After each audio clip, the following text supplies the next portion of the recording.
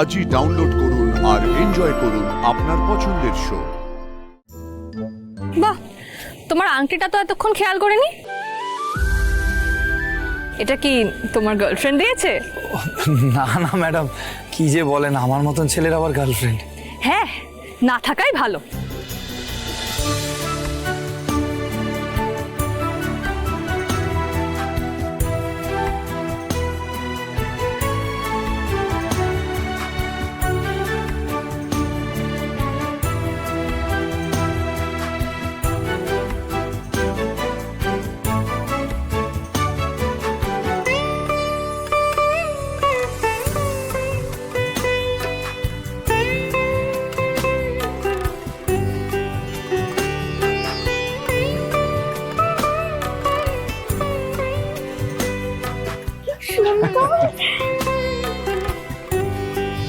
তো দারুণ ডেকোরেশন। হ্যাঁ, গ্রাঞ্জারের সঙ্গে বনেদিয়ানার মিশেল, বিউটিফুল, চমৎকার।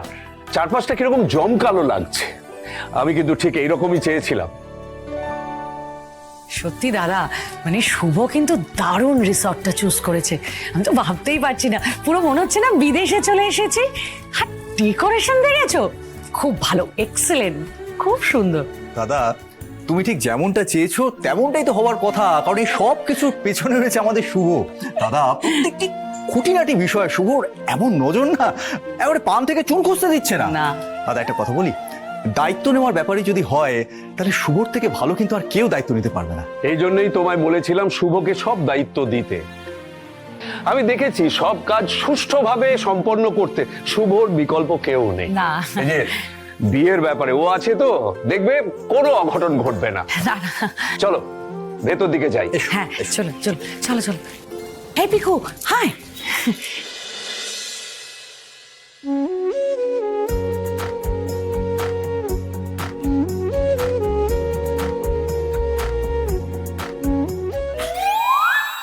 Sorry sorry sorry, I am so sorry. কোন দিকে তাকিয়ে চলো শুভ? তুমি গাধা আমি জানতাম। উঠ কবে থেকে হয়ে গেলে? উপর দিকে তাকিয়ে হাঁটছিলে কেন তুমি? ম্যাডাম, আমি তো নোটবুকের দিকে তাকিয়ে হাঁটছিলাম, সবকিছু ঠিকঠাক ভাবে হয়ে গেছে কিনা সেটা চেক করছিলাম। তো চেকটা তো বসেও করা যায়। হ্যাঁ, তা যায়, কিন্তু আমি ভেবেছিলাম না উল্টো দিক থেকে যে আসবে সে আমাকে দেখে সাইড দেবে, কিন্তু কেউ যে আবার সেটা করবে না সেটা আমি বুঝতে পারি।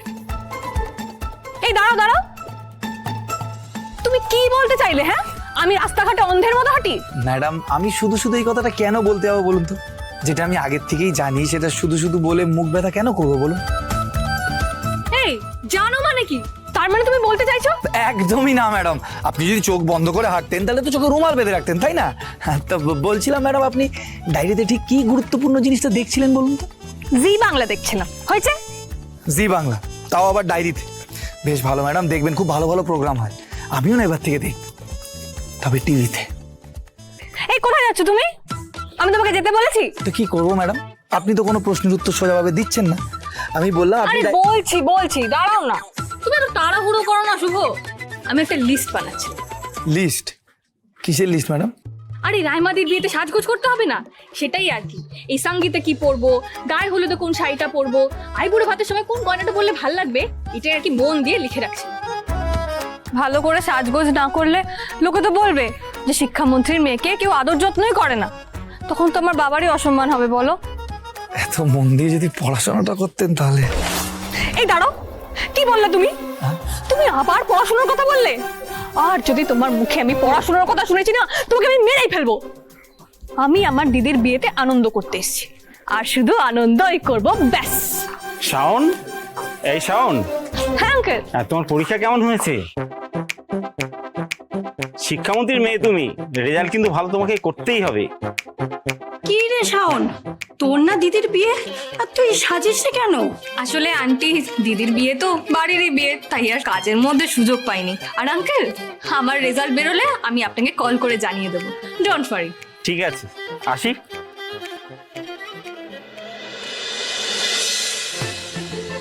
সবাইকার যত সব মাথা ব্যথা, সব আমার রেজাল্ট নিয়ে। বিরক্তিকর। রে শাওন, রাইমার পর তো তোমার পালা। শুনলাম তোমার বাবা নাকি বলেছেন এবার ভালো রেজাল্ট না হলে উনি তোমার বিয়ে দিয়ে দেবেন। কাকিমা চিন্তা করবেন না, আমার রেজাল্ট হোক কি বিয়ের কার্ড, দুটোর মধ্যে একটা 1 মাসের মধ্যে আপনি ঠিক পেয়ে যাবেন। আপনি কলেজ খেয়েছেন? হ্যাঁ, ওই যে ওয়েটার ওয়েটার ওয়েটার, চাল চাল। ম্যাডাম, আমাদের এখানে কিন্তু সকাল থেকে সব রকমের ব্যবস্থা আছে। তো আপনি কি খাবেন, চা, কফি নাকি শরবত? তখন থেকে কেন আমার লেগ পুল করে যাচ্ছে বলো তো শুভ? একেই তুমি পরীক্ষার রেজাল্ট নিয়ে খুব টেনশনে আছি, আর তুমি তো জানো রেজাল্ট খারাপ হলে বাবা কি বলেছে। আমি দিদির বিয়েতে একটু আনন্দ করতে এসেছি, সেটা তোমার সহ্য হচ্ছে না না? তুমি ওদের মতো হয়ে গেলে শুভ। সত্যি আমি বুঝতে পারিনি, আপনাকে হাসাতে গিয়ে দুঃখ দিয়ে ফেললাম। আর হবে না। Sorry madam. কালকে সকালবেলায় হলুদ বাটার জন্য শিলটা নিয়ে চলে আসতে হবে, আর ঠাকুর মশাই বলে দিয়েছে কলা গাছ লাগবে। হীরের ঝুমকোর সঙ্গে গোল্ডেন শাড়ি, দধি মঙ্গলের লাল পাড় সাদা শাড়ির সঙ্গে রূপোর গয়না। ম্যাডাম সরি ম্যাডাম, আমি শুনেছিলাম ট্রেনে বাক্স বদল হয়, এখানে তো বিয়ে বাড়িতে ডায়েরি বদল হয়ে গেল। বাহ, তোমার আংটিটা তো এতক্ষণ খেয়াল করিনি। এটা কি তোমার গার্লফ্রেন্ড দিয়েছে? না না ম্যাডাম, কি যে বলেন, আমার মতন ছেলের আবার গার্লফ্রেন্ড? হ্যাঁ, না থাকাই ভালো। তোমার মতো ছেলেকে কে বয়ফ্রেন্ড বানিয়ে নিজের কপাল পোড়াবে বলো? এটা তো ঠিক যে তুমি সারাদিনই আমাদের বাড়িতেই পড়ে থাকো, তাহলে তোমার গার্লফ্রেন্ডটা হবে কোথা থেকে? দেখো শুনো, এখন গার্লফ্রেন্ড বানালে তাকে তোমার সময় দিতেই হবে। আগে তুমি নিজের জন্য সময় বের করো, তারপর না একটা গার্লফ্রেন্ড জোটানোর কথা ভেবো।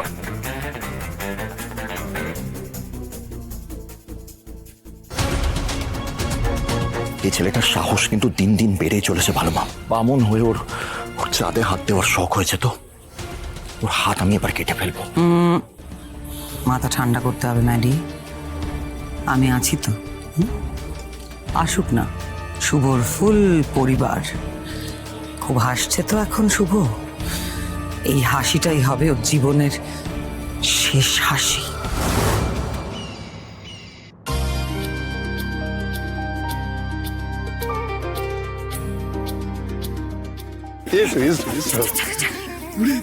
দেখো, এ তো বিশাল ব্যাপার। খুব তা হবে না, মন্ত্রীমশাই আর ভাগ্নির বিয়ে বলে কথা। এইটা তো জানো, এইরকম হোটেলের সামনে দিয়ে যখন আমি অটো চালিয়ে যাই, শুধু ভাবি ইস যদি একদিন ঢুকতে পারতাম। আজকের মন্ত্রীমশাই আমার সেই ইচ্ছে পূরণ করলো গো। দাঁড়িয়ে আছিস কেন? দাঁড়ান দাঁড়ান দাঁড়ান, কোথায় যাচ্ছেন? অটোটা ওখানে রাখলেন কেন? ওখান থেকে সরান। ও, অটো ওখানে রাখা যাবে না? না, তাহলে একটা কাজ করি, ভেতরে ঢুকে গ্যারেজ করে দিই। কোথায় ভিতরে যাবেন? একটা বিয়ে বাড়ি চলছে, দেখতে পাচ্ছেন না? চশমা লাগিয়েও কি কম দেখছেন নাকি? ঠিক করে কথা বলো।